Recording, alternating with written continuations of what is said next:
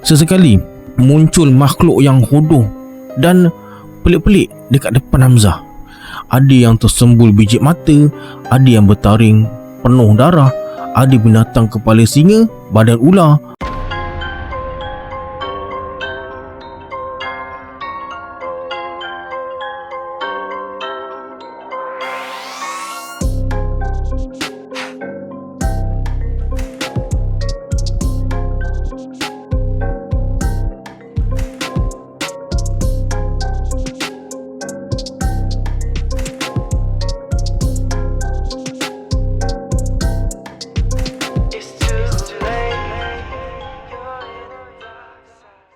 A'udzubillahi minasyaitonirrajim. Bismillahirrahmanirrahim. Assalamualaikum semua, kembali lagi bersama saya Syarul.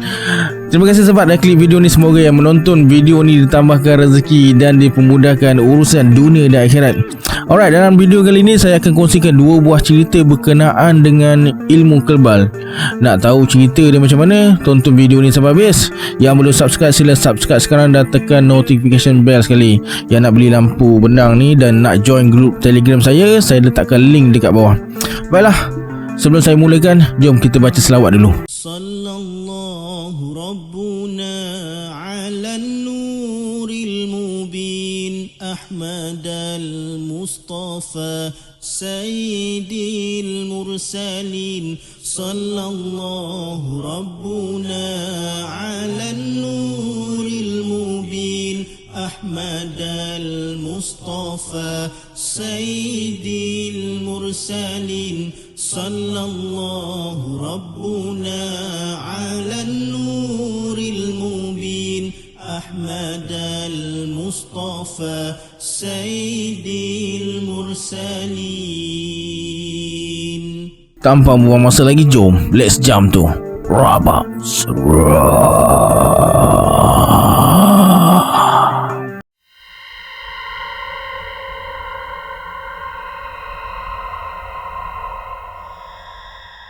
Dah banyak kali kita dengar kejadian pelik akibat terlalu gairah tuntut ilmu. Lepas amalkan ilmu kebatinan, ada yang tiba-tiba kepanasan. Kejadian ni berlaku pada seorang lelaki yang bernama Amir. Dia tak tahu kenapa tiba-tiba dia jadi panas lepas belajar ilmu persilatan dari seorang guru silat. Disebabkan suka mengamuk, Amir pernah kena tangkap sebanyak 3 kali dan dimasukkan ke dalam wad gila. Kenapa Amir jadi macam tu? Okey, kejadian ni terjadi masa umur Amir 14 tahun. Satu malam tu, Amir dengan seorang kawan dia pergi ke gelanggang seorang guru silat bernama Pak Andak keris berdiri. Nama dia pun menggerunkan. Terkejut juga Amir dengar nama guru silat tu. Nama dia saja dah menunjukkan betapa tingginya ilmu dia. Masa mula-mula sampai ke gelanggang, Amir rasa terpegun tengok suasana gelanggang Pak Andak tu. Sekeliling gelanggang tu diletakkan obor dan terletaknya di kawasan berbukit. Dalam gelanggang tu ada 3 orang anak murid Pak Andak tengah bersilat. Memang bergaya. Terpesona Amir tengok. Dia pun ambil tempat dekat penjuru gelanggang nak tengok aksi-aksi mereka ni. Memang cita-cita Amir nak jadi pendekar yang hebat macam Pak Andak keris berdiri. Selesai anak muridnya berpencak silat, Pak Andak bangun dan ambil dawai, macam dawai brek motosikal tu. Kemudian Pak Andak panggil salah seorang anak muridnya. "Johari, mari sini." Johari melangkah dan berdiri dekat depan Pak Andak. Kemudian Pak Andak libas seluruh badan Johari dengan dawai tu. Tak nampak pun reaksi sakit pada muka Johari. Macam tak rasa apa-apa. Amir semakin takjub dan teruja dengan kehebatan Pak Andak. Lepas tu Pak Andak panggil lagi seorang anak murid dia. Kali ni Amir tengok dekat tangan Pak Andak ada sebilah pedang. Hati Amir dah berdebar-debar. Dia tak pernah tengok aksi yang menakutkan macam ni sebelum ni. Amir tengok anak murid Pak Andak baring atas sana. Kemudian Pak Andak tetak badan anak muridnya beberapa kali.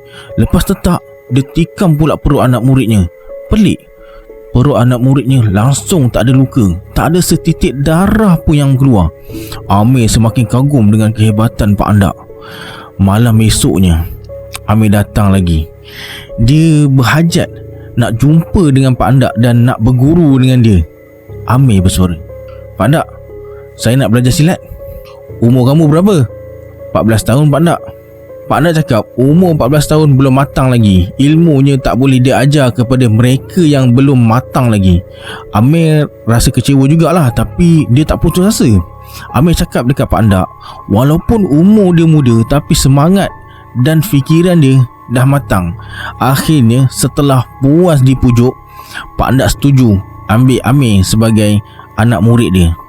Setelah dekat setahun belajar, Amir rasakan diri dia dah hebat. Bila bergaduh, tak ada seorang pun yang boleh kalahkan dia. Nama Amir semakin popular. Ramai yang gerun bila dengar nama Amir. Tak kurang juga yang ramai nak berkawan dengan dia. Hari demi hari, nama Amir semakin popular. Dengan kehebatan dia bertarung, setiap hari ada je yang nak nguji dia. Bila sehari tak bergaduh, hati Amir rasa tak puas. Keadaan tu berlarutan hingga terjadi satu peristiwa. Ketika itu Amir nak ke sekolah sebab ada aktiviti perkemahan. Masa tengah tunggu bas, tiba-tiba telinga dia berdesing dengan kuat. Seng. Kepala dia terasa sakit. Dia tak tahu kenapa. Lepas tu Amir tak tahu apa yang terjadi, sebab bila Amir dah sedar je, dia dah berada dekat hospital psikiatrik. Lepas keluar hospital pada tahun 1991, dia dah tak amalkan lah ayat-ayat yang dia belajar dari Pak Andak. Masa dah tak amal tu, hati dah terasa tenang lah dan tak adalah kepanasan lagi. Beberapa tahun kemudian, Amir berhijrah ke Kuala Lumpur. Merasakan diri dia terancam bila berada dekat tempat orang, Amir amalkan semula apa yang dia belajar dari Pak Andak tu. Bila amalkan semula, perasaan dia kembali macam dulu lagi. Amir jadi kepanasan. Mula-mula dia dapat kawal, tapi lama kelamaan dia tak dapat kawal. Pantang ada selisih faham sikit, Amir akan jadi tak tentu arah. Satu pagi tu, Amir kena marah dengan bos dia. Amir cuba kawal perasaan marah dia, tapi tak berjaya. Tanpa sedar, Amir belasah bos dia. Akhirnya dia ditangkap dan dibuang kerja. Lepas kena buang kerja tu, Amir balik kampung. Hidup dia semakin celaru. Bila dia teringat wajah bos dia tu, hati Amir jadi panas. Bila hati dah panas, ada saja mangsa yang dia nak cari.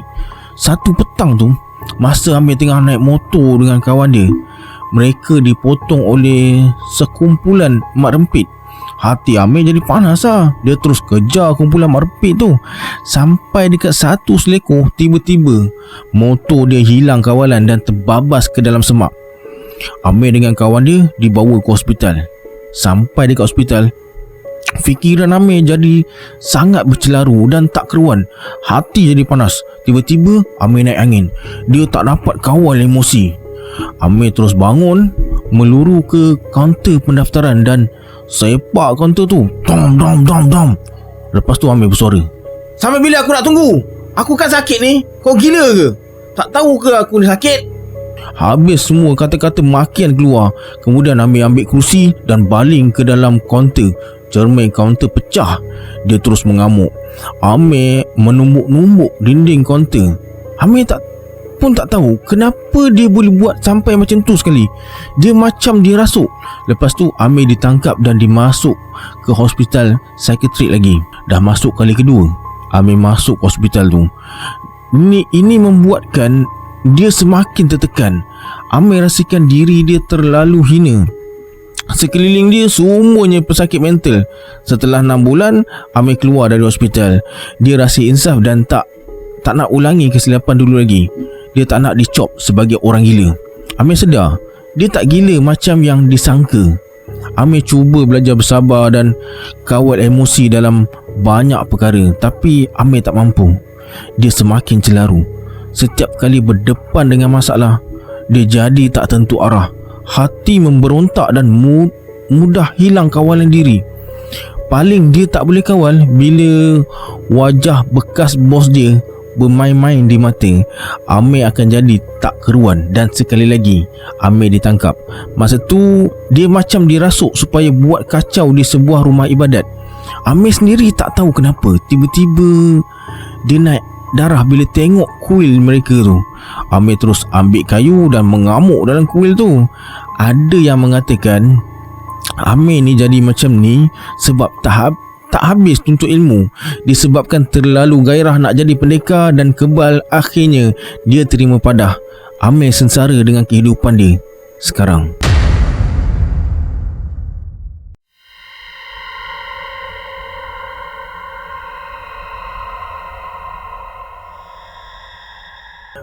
Mei 1969, di sebuah masjid tua, orang tangkak ramai dah berkumpul.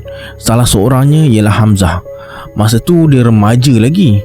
Selesai solat maghrib, mereka semua diarahkan untuk duduk diam-diam tunggu majlis mula.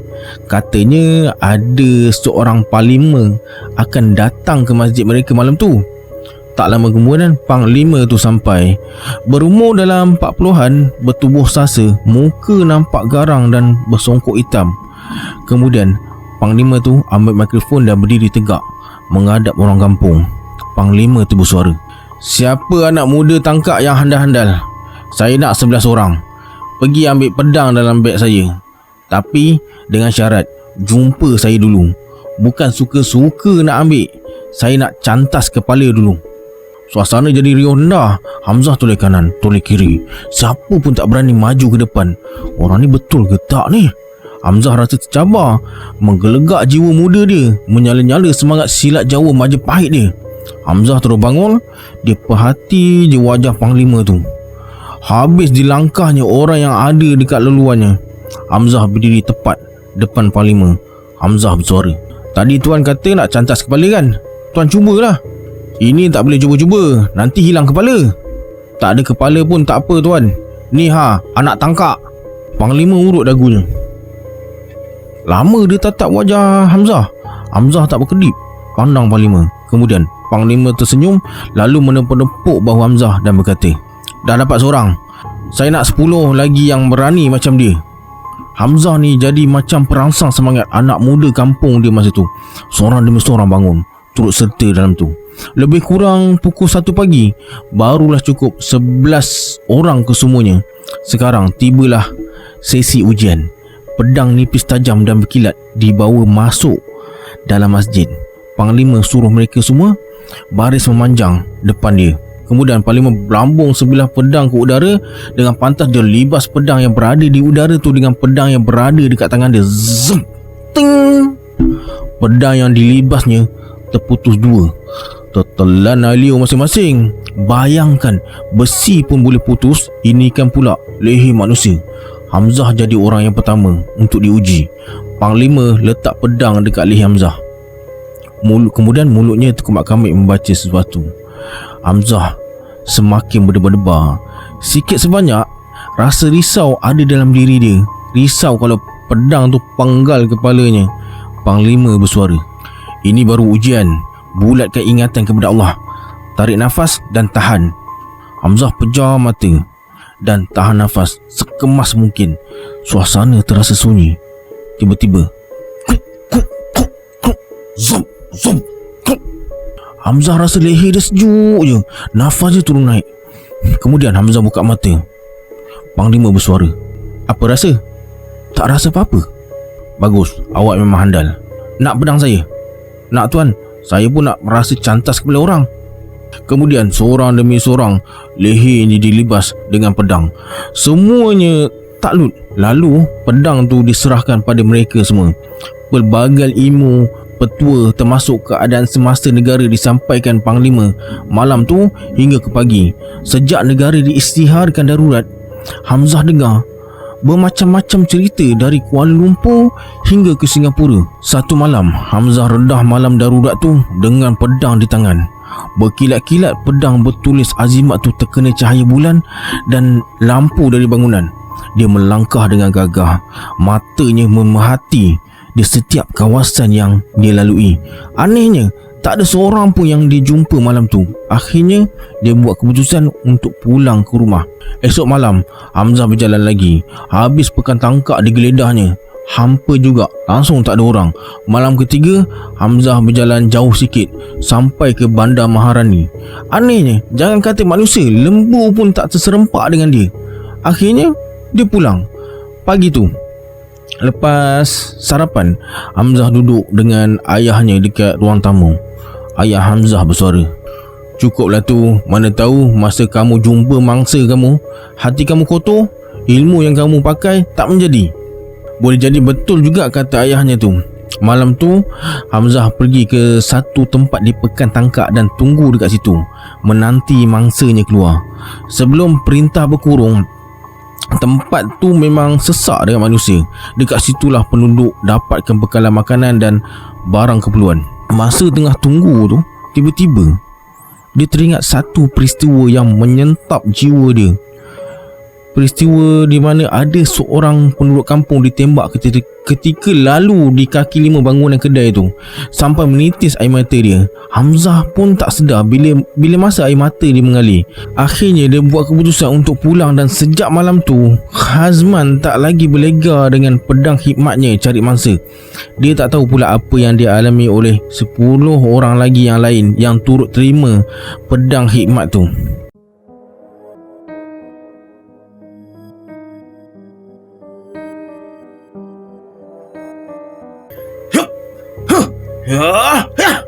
Hamzah melayang ke udara, lepaskan tendangan mautnya. Cukuplah latihan untuk hari ini. Sedar tak sedar, dah 3 jam Hamzah berpencak silat. Hamzah terus duduk bersila dan bertafakur. Sememangnya Hamzah belum puas dengan ilmu yang dikuasainya. Tak lama kemudian, dia belajar silat lincah dari Datuk Omadin di Kampung Pasir, JB. Hari khatam silat, Hamzah kena bertapa di Pulau Besar Melaka. Masa tu Pulau Besar masih banyak hutan lagi. Bila sampai dekat sana, dia duduk atas batu di pinggir pantai. Selama 5 hari Hamzah duduk dekat situ tanpa makan, minum dan tidur.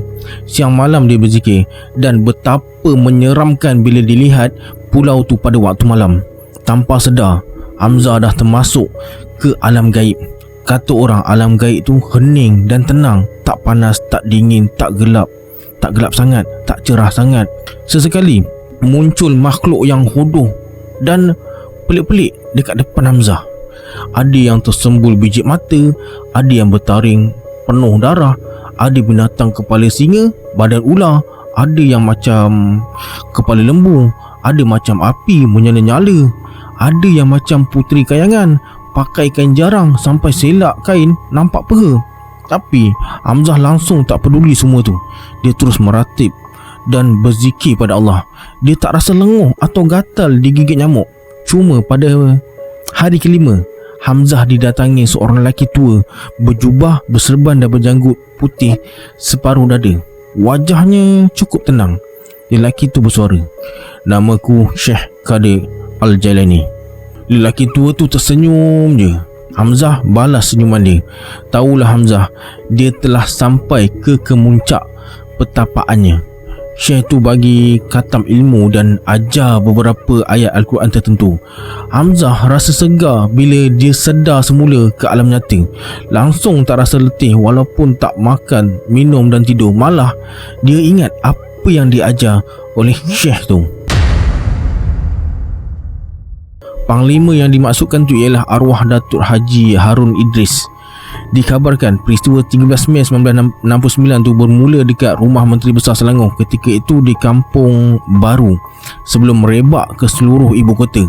Apapun jasa arwah Datuk Haji Harun amat banyak. Antaranya dibawa masuk beribu-ribu keluarga Melayu dari segenap pelosok kampung berhijrah ke Kuala Lumpur dan benarkan mereka buat rumah setinggan di sekitar Kuala Lumpur, Petaling Jaya, Batu Cave dan beberapa kawasan lain. Kesannya lepas 13 Mei, orang Melayu yang tinggal di Kuala Lumpur makin bertambah. Okey, itu dia kisah untuk video kali ini. Kalau anda ada kisah seram yang nak dikongsikan, boleh hantarkan ke alamat email di bawah. Jangan lupa like, komen dan share video ni. Saya Syarul. Assalamualaikum. Adios.